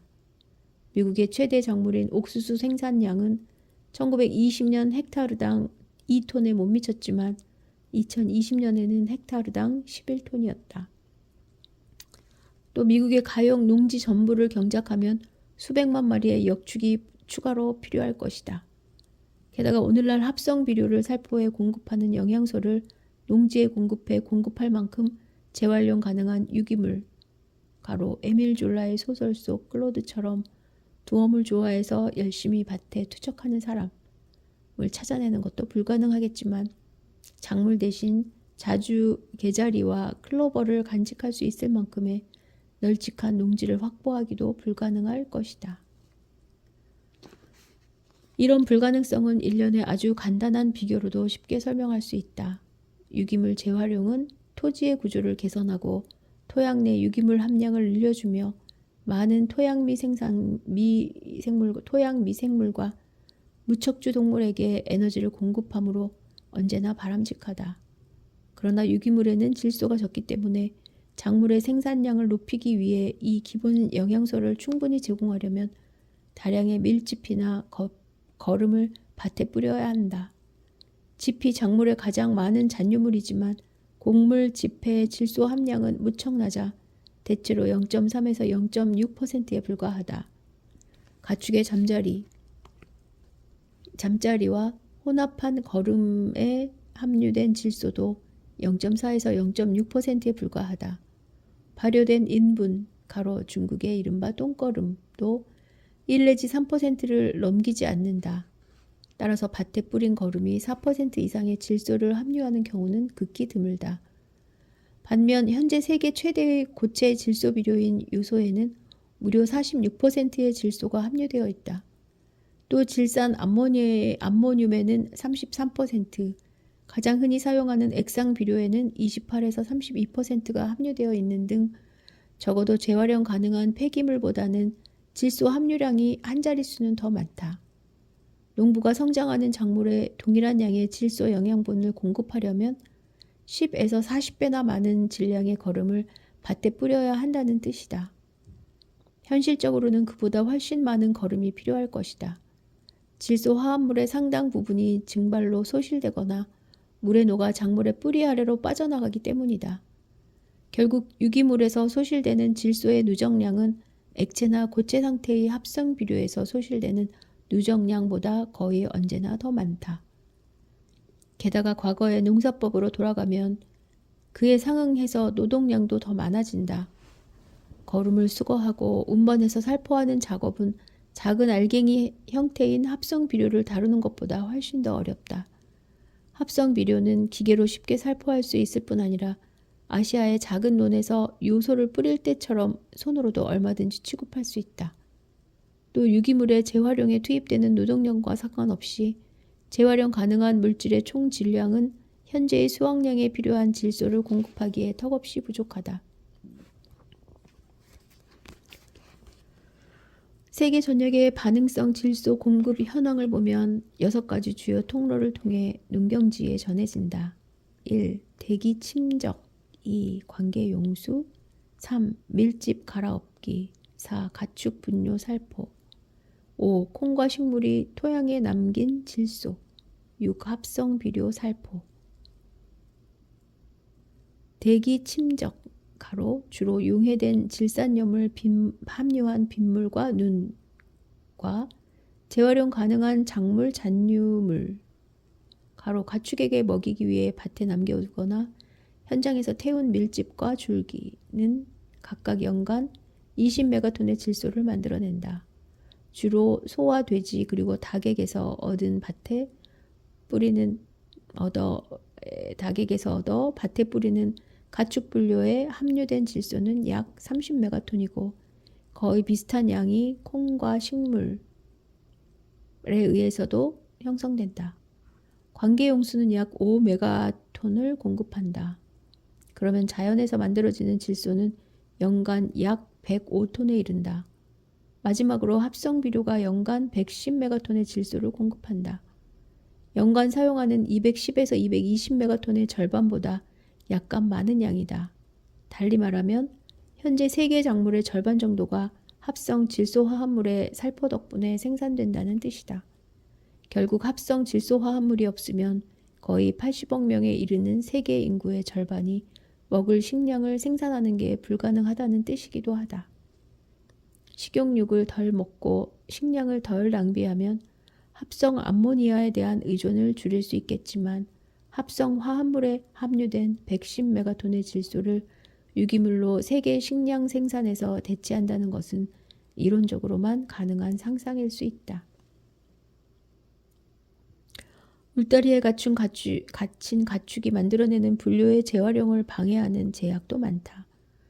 전통 영농에서는 상대적으로 소수인 가축, 즉 소와 돼지 그리고 가금류로부터 얻은 분뇨를 인근의 밭에 직접 재사용했다. 밀집형 가축 사육 방식으로 식용육과 알을 생산하면서 이 방법은 오히려 줄어들었다. 지나치게 많은 양의 분뇨가 발생하는 까닭에 그 전부를 밭에 뿌리면 토양의 영양 과다로 기대하는 이익을 거두기 어렵기 때문이다. 게다가 중금속과 잔류약품, 사료 첨가제의 존재는 또 다른 문제이다. 인간의 분뇨를 처리하는 공장에서 얻은 하수 폐기물, 즉 생물 고형물을 활용하는 데도 유사한 제약이 있다. 분뇨의 병원균은 발효와 고온 멸균으로 박멸해야 하지만 그 과정이 항생물질, 내균성 균을 죽이지는 못하고 중금성을 제거하지도 못한다. 방목가축은 울타리 안에서 사육하는 포유동물이나 조류보다 3배나 많은 분뇨를 배출한다. FAO의 추정에 따르면 방목가축의 분뇨는 매년 약 90메가톤의 질소를 남기지만 이 자원의 활용은 이루어지지 않는다. 접근성으로 인해 가축 분뇨 수거는 수억 헥타르에 달하는 목초지의 극히 일부에서만 가능하다. 그 넓은 목초지 어디에서나 소, 양, 염소가 배설물을 배출하기 때문이다. 따라서 분뇨 수거에도 엄두를 내기 힘들 정도로 많은 비용이 발생하지만 수거한 분뇨를 처리장으로 가져오고 그걸 퇴비로 만들어 다시 밭에 뿌리는 비용도 상상을 초월한다. 게다가 그 과정에서 질소가 소실되기 때문에 밭에 뿌려지기도 전에 그렇지 않아도 낮은 질소 함량이 더욱더 낮아진다. 다른 선택으로는 콩과 식물 재배를 확대해 거기서 얻은 질소량을 매년 30메가톤에서 50에서 60메가톤으로 늘리는 방법이 있다. 그러나 상당한 기회비용을 감수해야 한다. 자주개자리와 클로버 같은 콩과 피복식물을 더 많이 심으면 질소 공급은 북돋을 수 있지만 1년에 이모작할 수 있는 밭의 활용도를 낮추어야 한다. 따라서 이는 인구가 꾸준히 증가하는 저소득 국가에서는 생명 유지와 관련된 선택이다. 콩과 식물은 곡류보다 생산성이 크게 떨어지기 때문에 콩과 식물을 더 많이 재배하면 전체적인 식량 에너지 산출량이 줄어들고 단위 경작지당 부양할 수 있는 사람 수도 당연히 줄어든다. 게다가 대두를 수확한 뒤 남은 질소량은 대체로 헥타르당 40에서 50kg에 불과해 미국에서 흔히 살포하는 질소 비료의 양보다 적다. 현재 밀의 경우에는 헥타르당 75kg, 곡물용 옥수수의 경우에는 헥타르당 150kg의 질소 비료를 살포한다. 콩과 식물의 간작을 확대할 때 예상되는 또 다른 명백한 문제의 점은 상대적으로 추운 기후권에서는 1년에 1모작을 할 수밖에 없기 때문에 자주개자리나 클로버를 심으면 식용작물의 재배가 원천적으로 배제된다는 것이다. 물론 상대적으로 따뜻해서 이모작이 가능한 지역에서도 콩과 식물을 재배하면 다른 식용작물을 수확할 가능성이 줄어든다. 인구가 적고 농지가 많은 국가에서는 가능하겠지만 유럽의 많은 지역 또는 중국 곡물의 거의 절반을 생산하는 북중국 평야 지역을 비롯해 이모작이 일반적인 지역에서도 식량 생산 역량은 줄이기 마련이다. 이모작은 요즘 중국 경작지의 3분의 1 이상에서 이루어지고 3분의 1 이상의 쌀이 남중국의 이모작을 통해 생산된다. 따라서 중국에서는 질소를 기록적인 수준으로 살펴하며 집약적으로 경작하지 않고서는 14억 넘는 인구를 먹여 살리는 게 불가능할 것이다. 전통적인 중국 농사법은 높은 유기물 재활용률과 복잡한 농작물 윤작으로 유명하지만 경작을 집약적으로 행하던 지역에서도 헥타르당 120에서 150kg의 질소를 제대로 공급할 수는 없었다. 게다가 엄청난 노동력을 투입하고 분뇨를 수거 및 살포하는 데 많은 시간을 쏟아부어야만 질소 공급을 그 수준에 맞출 수 있었다. 그렇게 질소를 공급한 농지도 헥타르당 10에서 11명에게 주로 채소로만 이루어진 식단을 제공했다. 반면 중국에서 가장 생산적인 이모작 농작지는 헥타르당 평균 400kg 이상의 합성 진료 비료를 살포하는 곳이다.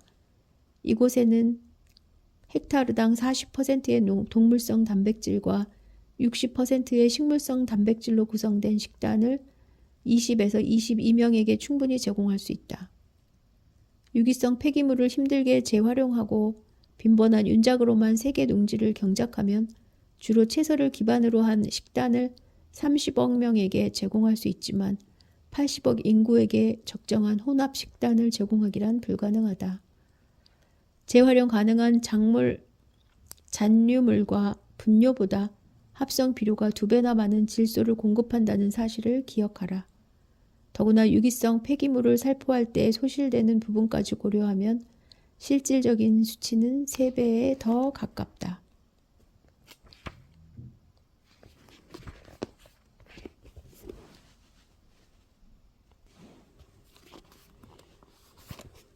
덜 쓰고 궁극적으로는 제로로. 그렇다고 식량 생산에서 화석 연료에 대한 의존에 중대한 변화를 주는 게 불가능하다는 뜻은 아니다. 우리가 식량을 덜 낭비하면 작물과 식용육 생산을 줄일 수 있고 그에 수반되는 에너지 투입도 줄일 수 있다. 많은 저소득 국가에서는 작물 저장 방법이 낙후한 데다 냉장 시설이 없어 상당한 식품이 시장에 도달하기 전에 폐기된다. 제대로 저장되지 않은 곡물과 덩이줄기는 설치류와 해충 및 균류에 취약하고 냉장하지 않는 유제품과 어류, 식용육은 빨리 부패하기 때문이다. 한편 부유한 국가에서는 식량 유통 과정이 상대적으로 길어 매 단계에서 의도치 않은 식품 손실이 일어날 가능성이 있다.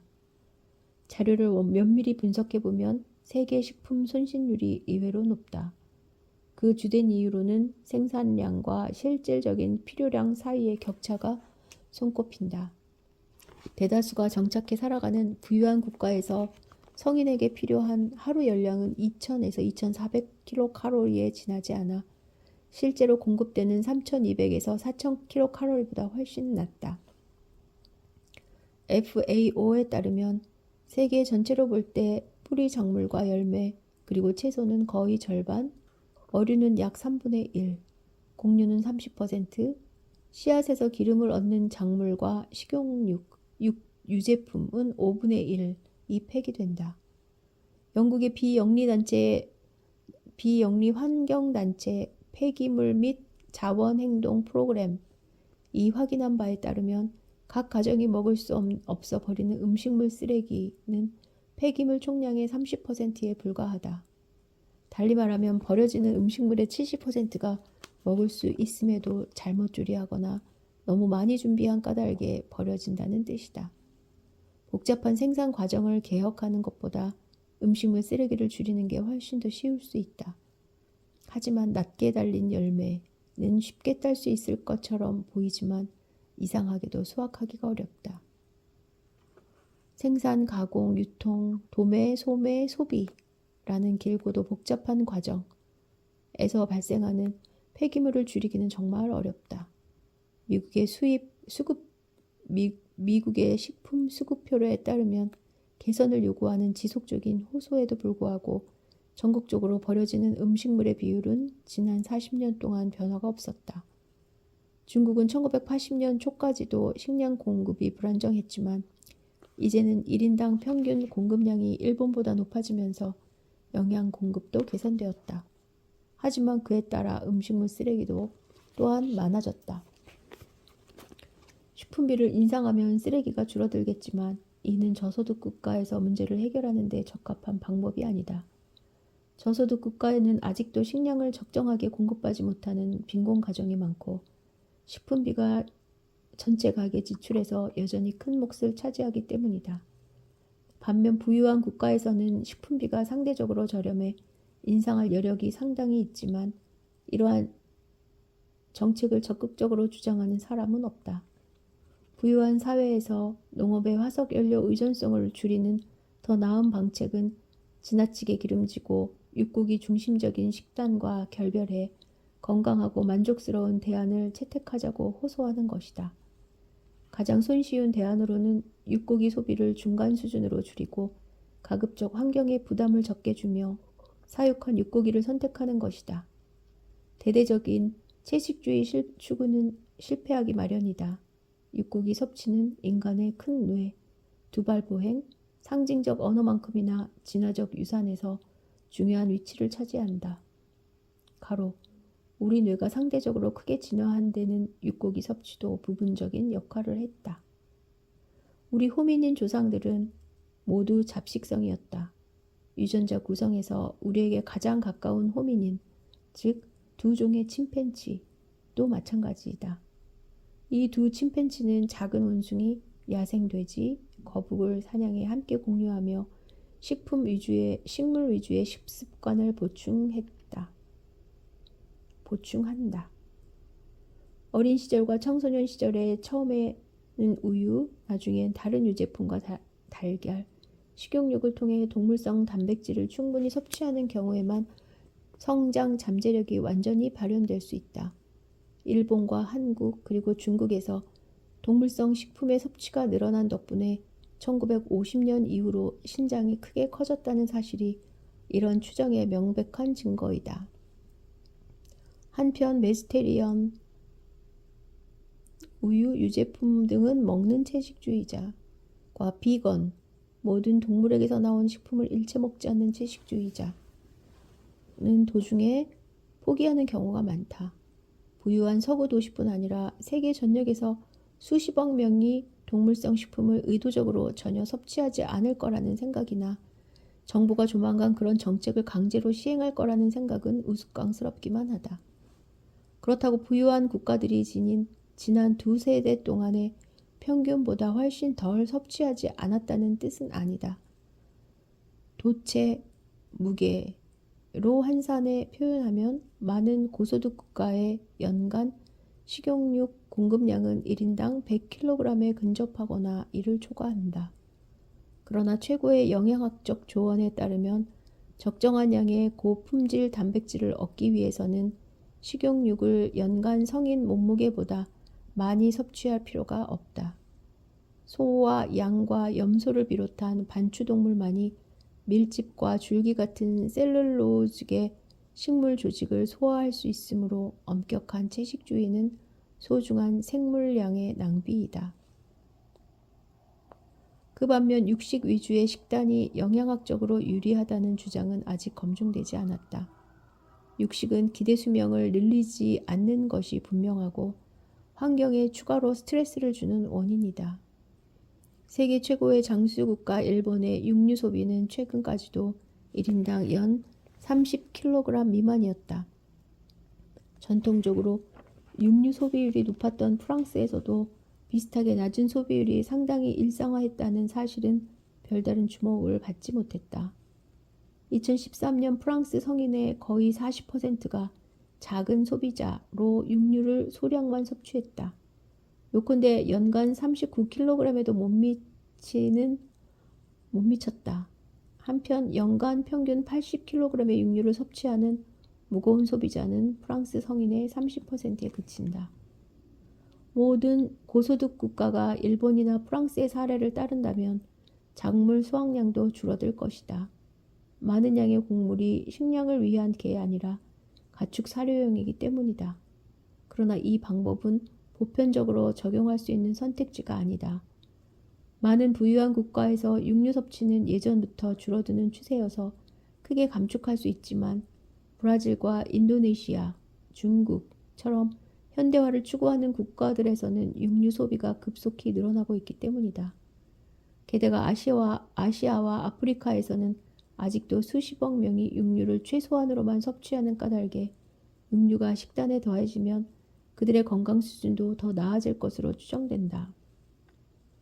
생산 측면에서도 합성 질소 비료에 대한 의존을 줄이는 방법을 생각해 볼 수 있다.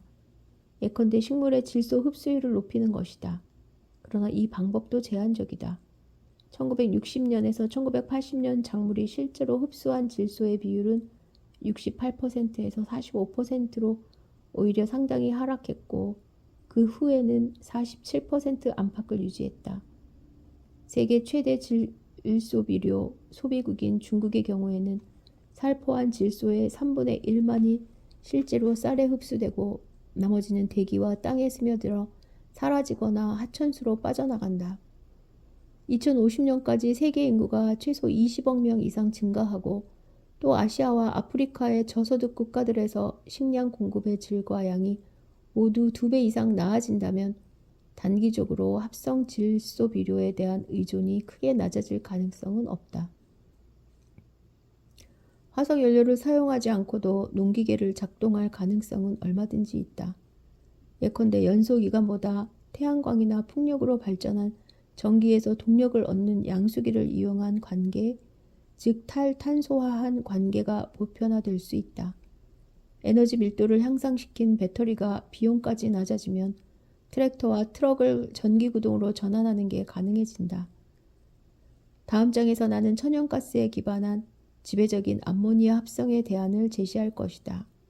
그러나 이런 대안 중 어느 것도 추가적인 상당한 투자 없이는 신속하게 채택할 수 없다.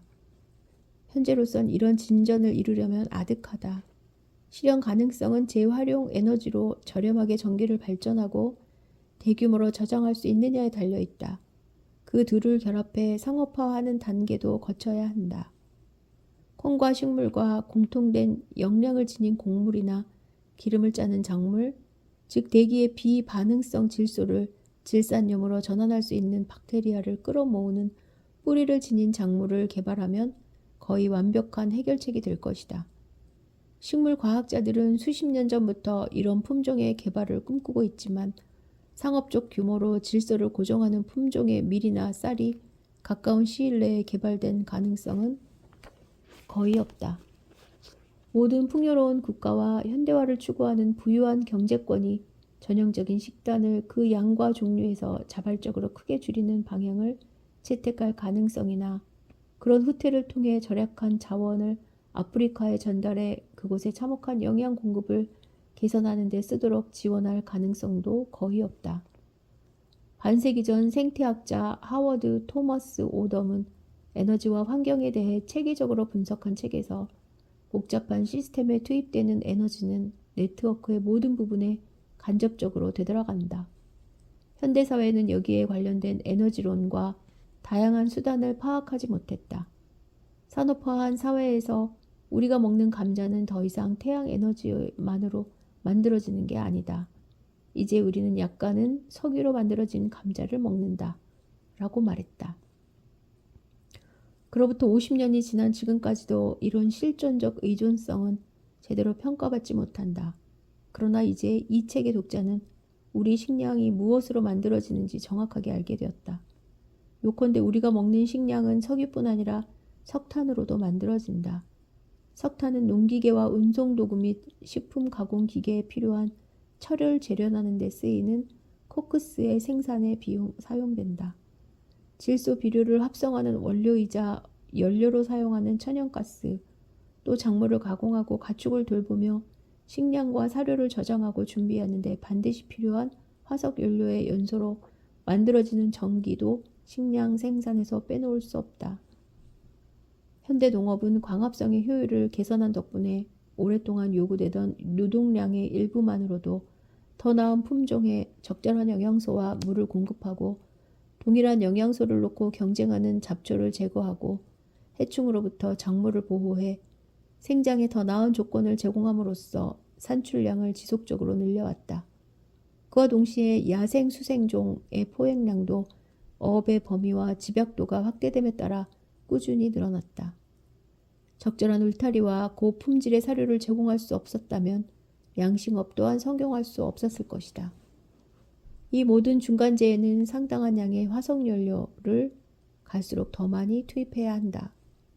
지금 우리가 현실적으로 생각할 수 있는 가장 빠른 속도로 세계 식량체제를 바꾸려 노력하더라도 앞으로 수십 년 동안은 빵덩어리로 만든 물고기로든 변형된 화석연료를 먹어야 할 것이다.